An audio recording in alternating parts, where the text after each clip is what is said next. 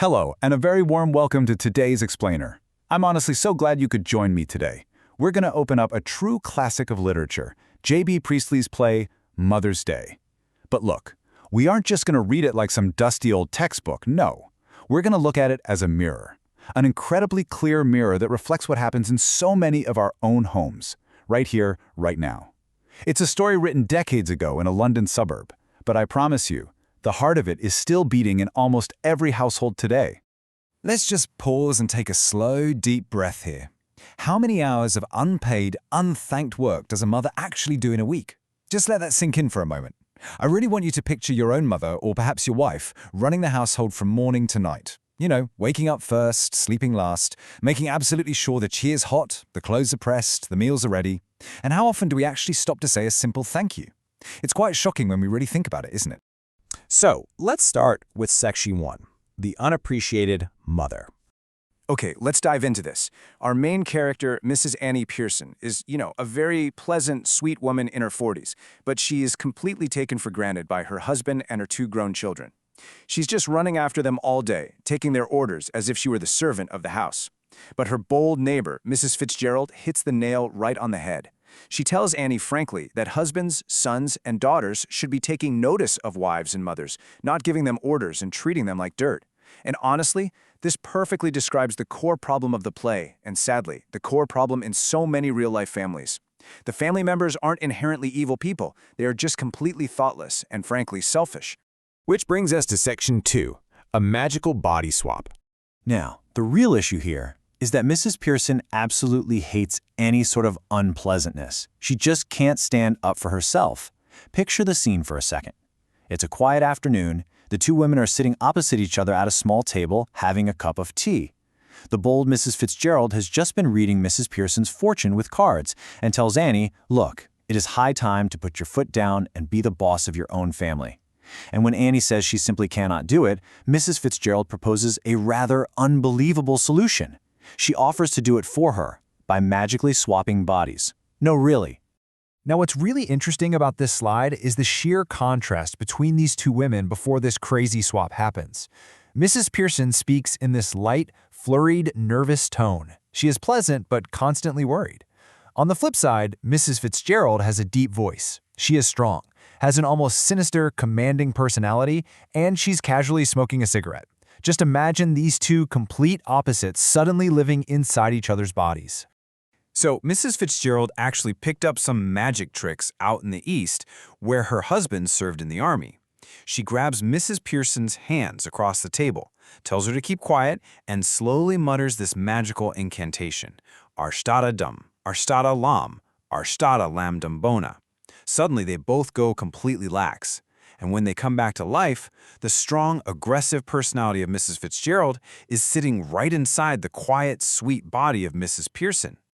Moving right along to Section 3, shocking the children. So Mrs. Fitzgerald, who is now in Mrs. Pearson's body, is just waiting in the living room as the spoiled children, Doris and Cyril, start arriving back home. But think about it for a second.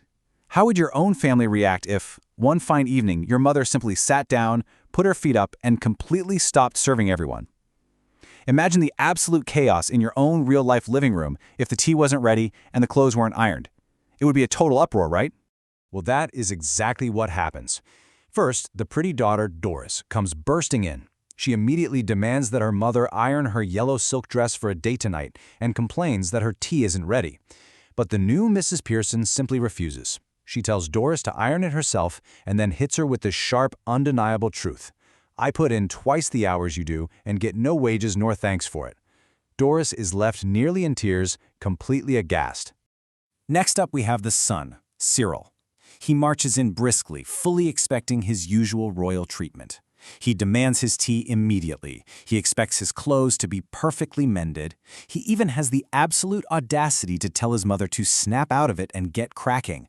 But this new mother, she simply refuses to do the needful. She tells him she couldn't be bothered. When he asks what she's getting a glass of stout for, she bluntly replies, to drink, you clot. The poor children are left whispering in the corner, genuinely believing their mother must have fallen and got a severe concussion. And that takes us to Section 4, humbling the husband. Now it's the husband's turn. George Pearson comes home expecting his usual, unquestioned, steady routine. He's incredibly annoyed that his wife is drinking stout in the afternoon and hasn't prepared his tea, even though, get this, he didn't actually want any tea because he had a supper planned at his club. But the new Mrs. Pearson doesn't just stop at refusing him tea. She delivers the ultimate reality check. She tells George that his so-called friends at the club secretly laugh behind his back. They actually call him Pumpy Pearson because they think he is slow and pompous. George is absolutely staggered, like somebody just hit him over the head.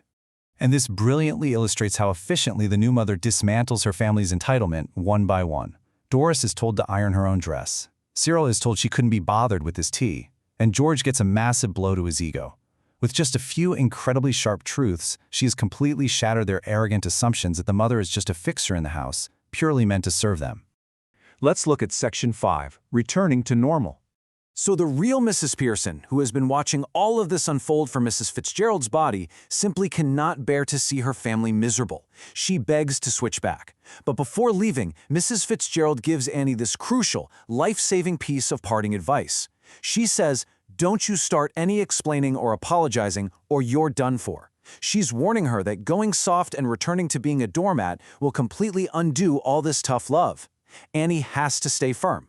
Let's move to and see how this builds a beautiful, simple new normal in the Pearson household. When the family cautiously enters the room again, they are absolutely terrified of stepping out of line. Mrs. Pearson, speaking in her own normal voice but with a newfound, quiet confidence, sets the evening's agenda. The children will stay at home for once. Everyone is going to give a hand in preparing the supper. And finally, she gets what she has wanted for so long. The family will actually sit together and play a nice game of rummy.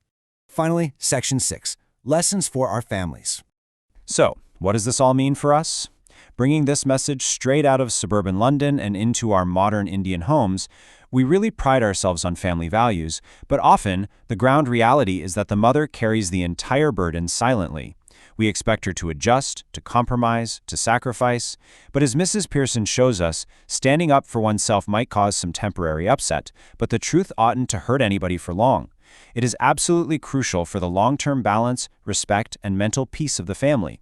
You cannot pour from an empty cup, and a mother cannot keep giving if she is never appreciated. I'm going to leave you with this final thought. Have you thanked your mother today? Have you thanked your wife? Before you demand your next cup of tea or ask for your clothes to be ironed, take a moment to see the actual human being doing all that unpaid, unthanked work. Let's not wait for a magical body swap to realize her true worth. Thank you so much for watching this explainer. Reflect on this, take care of your families, and I'll see you in the next one.